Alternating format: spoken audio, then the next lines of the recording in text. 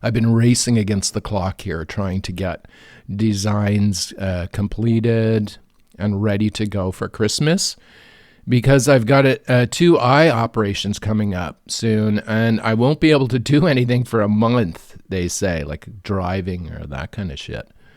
So I'm trying to get all the work I can do done now before I am sidelined for a month, for the month of probably November, which is kind of, for a jewelry person, is not the best month, the month before Christmas, but still, this is important and I have to have it done.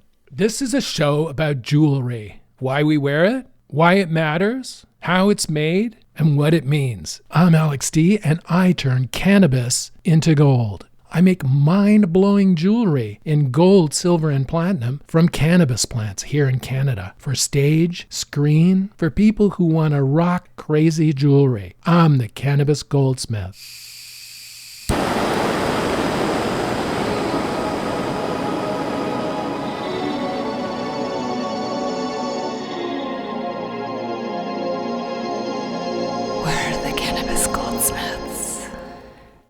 So I'm getting like cataract surgery, basically. That's it. My whole life I've been in the sun, and where I was growing up as a child in Africa, in various equatorial African countries, no sunglasses, like just outdoors all day long and riding around on my bike and just being a kid, right? But in intense sun. And then later on in life, out on the water without sunglasses, of course, because I just didn't like them. And I'd occasionally wear them, but not, I didn't wear them. But none of us wore shit. I mean, a lot of us didn't even wear sunscreen back then. I don't even think it was invented, The people who wore sunglasses didn't wear them to block UV rays. They wore them to look cool. They didn't wear them for protection from cataract development. Anyway, so they're going to do this operation, and hopefully it'll go well, and it'll take me out for a month or so, and then I'll be back and into the designing and stuff. But I'll still be designing in my mind. And anyway, what this episode is about is imagination and anxiety and the relationship between those two things. It's a show today about anxiety. Now, I know a lot of us artists and designers have anxiety. I would guess that 100% of us do. And I would also guess that our anxiety is way worse than the anxiety that the general population experiences. Yeah. I would put money on it. And how I know this is that I suffer from really bad anxiety, and I have my entire life. And I didn't even recognize it. Well, I sort of recognized it at various times in my life. But I thought it was just something that cropped up every so often. No, it run through the whole course of my life. I've realized, and I guess in the last few years, and I've accepted it and made it a part of who I am as a person. And I've reframed it too. And reframing is basically a way to change the meaning of something while keeping everything else the same. So anxiety, as artists, we have active imaginations. And this is what art is all about, really. Imagining something that can be better. Well, designers, for example, imagine a way something could be better. So they design it better. It's a type of art that has an element of engineering built into it, where you're trying to make something better for society, or make society better with an object or something you've designed, right? So you have to imagine things that haven't been invented yet. So artists, like designers have super active imaginations, because it allows us to envision these things that do not yet exist. And that's anxiety. Anxiety is envisioning things that do not yet exist. It may never exist ever. It likely won't ever exist, but exist in your own mind only, right? But it's a type of imagination. Anxiety, I realize that anxiety is a type of imagination. It allows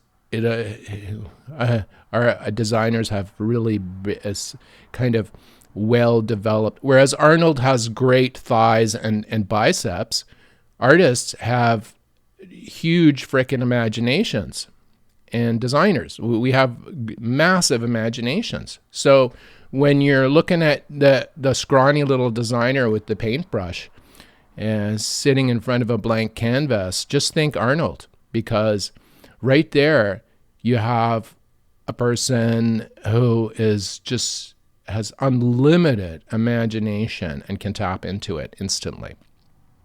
And so therein lies the danger, because, as I said, anxiety is a type of imagination. It's imagining how things can go wrong, how everything can go wrong, or something could go wrong.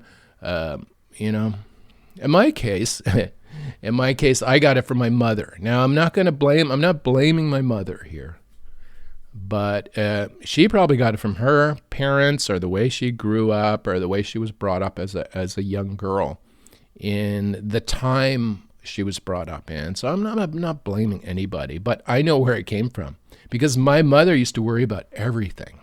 Even when there was nothing to worry about, she would invent shit to worry about. Just because she was so used to worrying about stuff that even when everything was going great, she had to invent things to drive up anxiety. And as a reason, and that's the reason I think, I picked up on it, and it became a part of the way I constructed the world. As I grew up as a kid, I used her strategy, right? So I would imagine everything, what could go wrong in any situation. I still do that, but it doesn't really dictate where I go, the direction I take anymore. But it's like, I would imagine everything that could go wrong, and this is pretty good sometimes, because you get to sort out problems before they occur. You smooth the path in front of you for other people, you smooth the path in front of you through life. This is the theoretical goal of this. And then you create a clear path for people coming behind you. It has some advantages, but that's if everything goes perfectly. And that's if you're worrying about the right things that need to be adjusted or changed or fixed. But it can become a trap. And as an artist whose imagination is thriving with ideas and bubbling with stuff from deep within, or from above or below, or wherever the hell the artist is getting their inspiration from, imagining this is imagination, right? And anxiety, you can see how anxiety is about developing ideas about an imagery in the mind about things that might not go as planned. I had a realization, like maybe I used to be a counselor, and I understand all this shit about how it works and the intellectual descriptions of this kind of stuff, right? But applying it to your own life is quite different, and understanding it from within is different. So my understanding about anxiety in my own case is that, okay, I've had it my whole life. It's not gonna change. At various points in my life, I've self-medicated to eliminate it and remove it from my life. And then eventually I had to stop that shit, because it wasn't doing anything for it. It was like a Band-Aid that wasn't doing anything, just a cover, right? So I just accepted it, and now I'm at peace with anxiety pretty much. And the imagination elements, it frees up that sort of imagination elements in my design. So I'm not stifling that. When I'm designing something, I'm not compressing or suppressing a part of my my mind or spirit, because I'm afraid that I'll become depressed or whatever by what I'm thinking. So, but I'm going to throw in something right now. If you're like depressed, depression is a real thing, and I'm not offering medical advice here, and I'm just describing my own case. If you're depressed or if you're anxious, tell your doctor, and sort it out. Start sorting it out. But anyway, back to what I was saying. In my case, my anxiety and my imagination are closely related. So, I can easily imagine what could go wrong, but I can also build up these things in my mind about fantastic situations that could go right. Now, in amongst all that is art and the ideas around design, my design, and allowing a kind of an unfiltered, some people have swimming pools in their backyard, right? And they put these covers on them so people don't fall into them, like kids or dogs or whatever. This is like taking off the pool cover. It can be a bit scary. I don't have kids or dogs, so it's maybe that might be why it's a bit easier for me to do. It exposes more of me to the pieces that I make. So artists really dig. Good artists and designers really dig deep into themselves to produce the work that they do. And I think I do, and I know I do because I do. But it can be kind of hairy sometimes to have such bandwidth access to your anxiety and imagination all at once. It can be intense. But by producing the art that you produce, whether you're a potter or a painter or a jewelry designer like me, or a writer or a plumber who takes his work seriously, having this high bandwidth access to your own core imagination, anxiety, everything, having this high bandwidth pathway to all this stuff inside you allows for amazing work to be produced. This is what separates work from this is what separates really good design from average design, or art, really amazing art, from sort of more common art. It's that the artist had full bandwidth access to all their characteristics and everything, and all their learnings, everything, and they applied it to the piece they were producing, or the work they were doing, or the plumbing they were installing in the renovation, or whatever it is. Back to this bandwidth, this wide access. The pool cover is off. You have super wide access to this, and the anxiety comes through too. But there's nothing to be afraid of here, because when you're producing your art, or when you're doing your work, it burns it off. It burns off all this energy that needs to come out. So this is why in therapy, there's a thing called art therapy, where you draw out stuff on, or with paint or drawings, and it draws stuff out of you. This is the thinking anyway. It draws stuff out of you. But this is what happens with an artist who has is in flow, working in flow, or working just producing like as they're meant to be producing. The pool cover's off, the high bandwidth is coming through, the anxiety is being vaporized, burnt off, like these flames at the top of oil refineries, that they have this flame that just burns off the excess gas so it doesn't blow the whole fucking place up.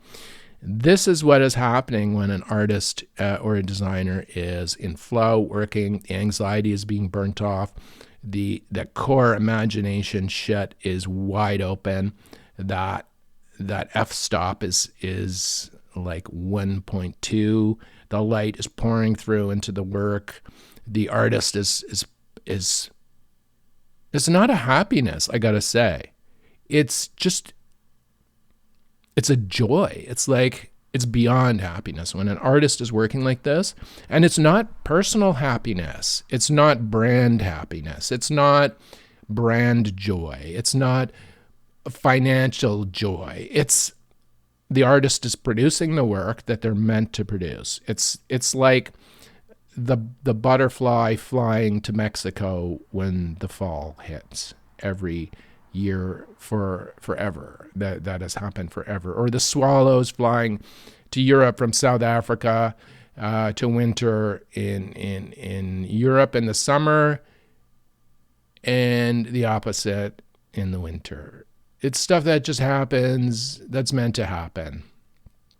It's not a happiness, but it's a kind of experience. If you're an artist and you'll know and have experienced this, you'll know what I'm talking about. But if you're not, it's kind of this experience where everything is going just right and you can step out of the way and let it happen. What happens if you stop producing the art? Then the anxiety isn't being burnt off, and it can cause issues, I think. I'm pretty sure. So I know in my case, I work in spurts. It's so weird. And with my art, with my jewelry design, is I'll spend a week working on photography, and then I'll spend a week working on metal, just filing metal, doing like physical filing and stuff.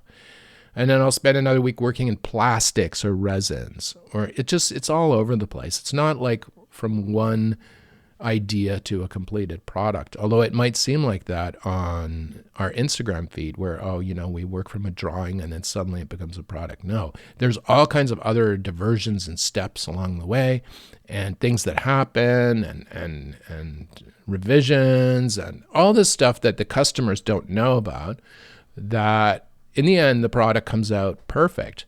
But all this stuff, that all these like little things that go on in the development of each individual product we make is what makes the product collectible, unique, and will hold value over time. No, this is, each product is like an individual thing, right? With us, like a painting or whatever. Yeah, the process of it is not something like you would see in a reality TV show where they have 20 minutes to solve this problem or whatever. No, there's millions of different pieces in motion. There's imagination flowing up into the piece. There's design ideas. There's all kinds of stuff going on. Now, this is when an artist is working, is in flow, and the pool cover's off, the art is amazing. But the danger for artists is that, not producing art, the anxiety builds up. The artist will try and deal with the anxiety, and with medication, with self-medication, with anger, with things that, because this anxiety is a powerful force. It's an imagination force, right? It's like a creation, something that comes from the place inside us that it can go either way. This is the voice, right? It can go either way. Even when things are going great, it's like, oh no, something bad could happen. You got to be prepared for it. In my case, it's kind of a Boy Scout mentality where I'm like, I have to get everything ready just in case. I have to have a pantry with some food in it. I have to have everything has to be just in case the worst thing happens, because I'm imagining what the worst thing is that could happen. And in my whole life, I've done this, right? And this is what people who suffer from anxiety do. It forced me to wonder, okay, had I not been doing this, and how else would I have been? But the thing is, I have been doing this my whole life, and it's made me who I am anyway.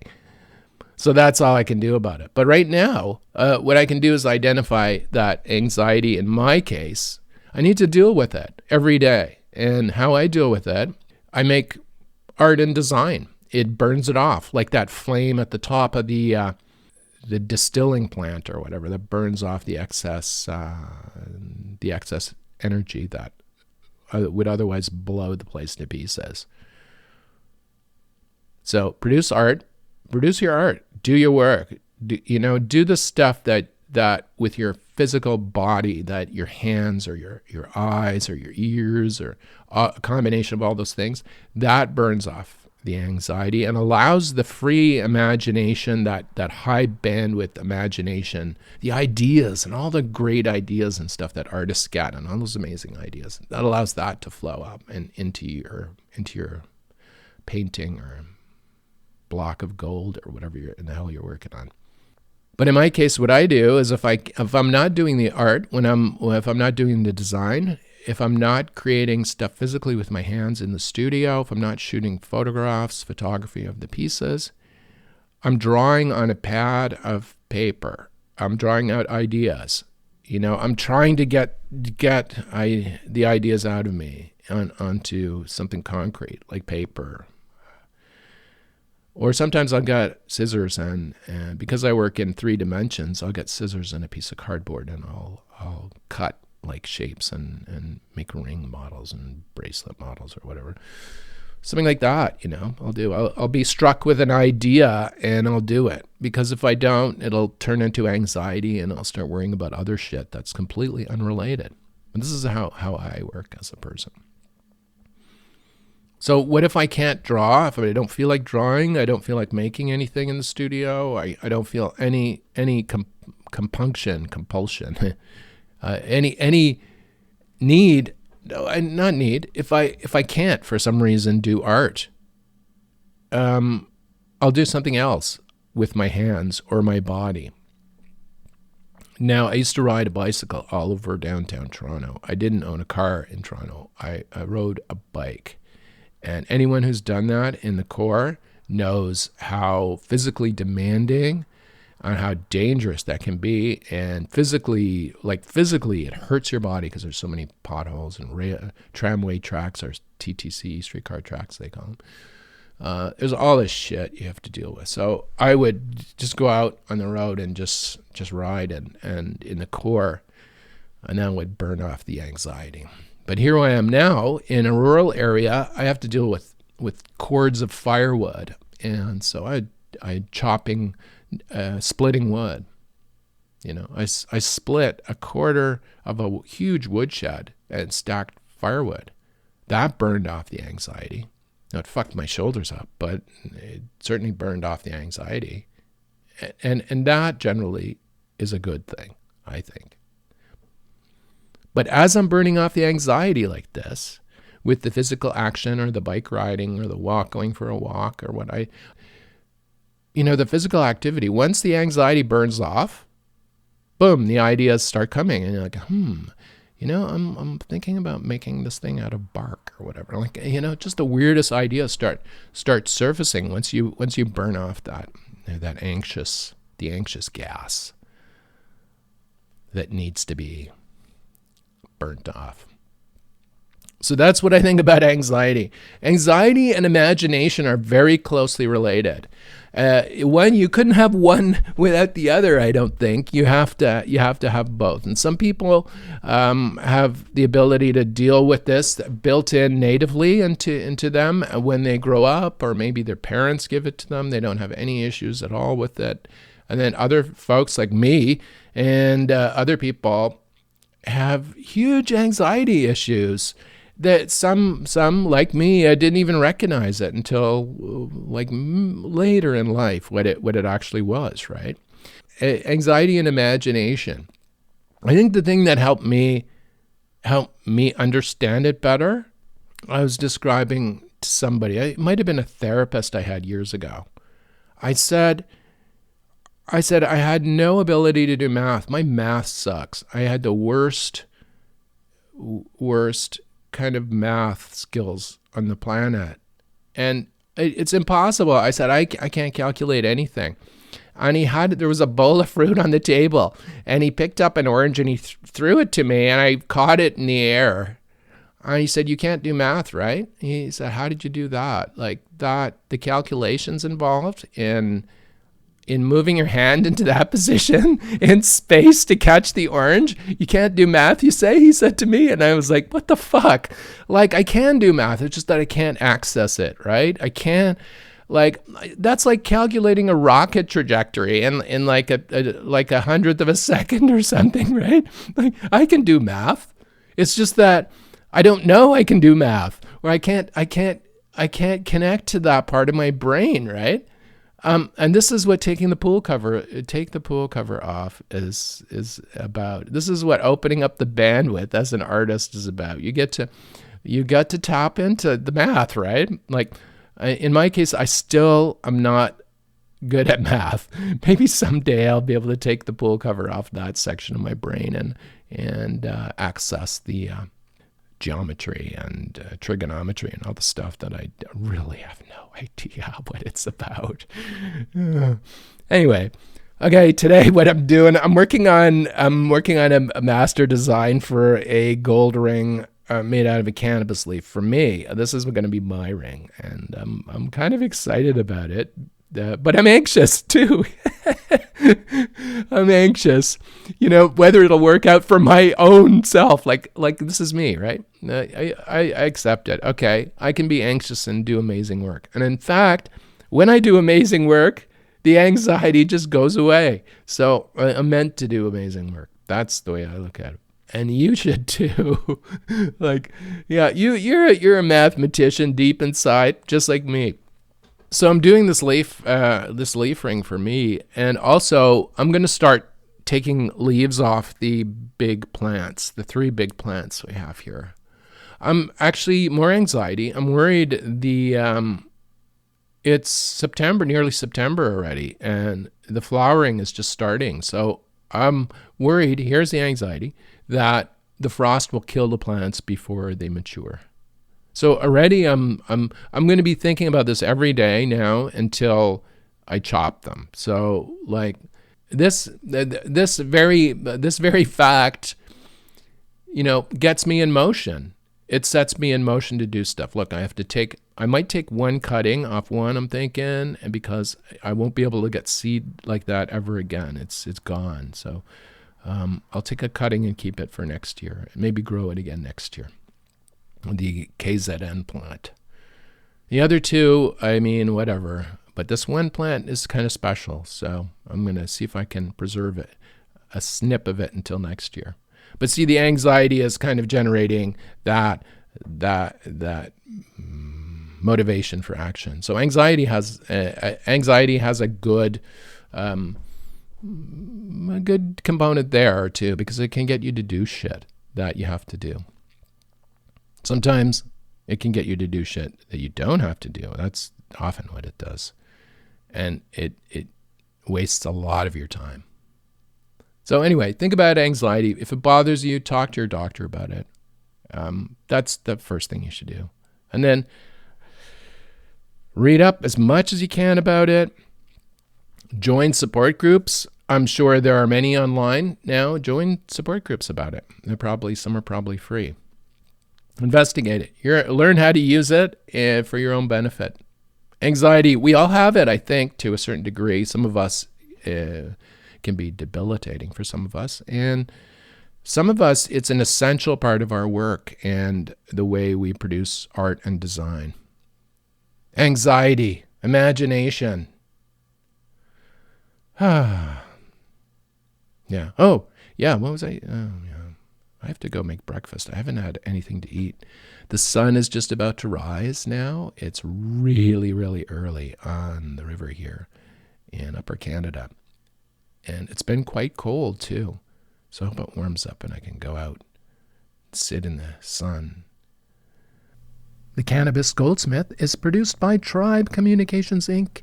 in the Thousand Islands area of Ontario, Canada. You can see what we do at tribe.ca. Send us an email, alexd@cannabisgoldsmith.com. Thanks for listening, and we'll see you next week on the Cannabis Goldsmith.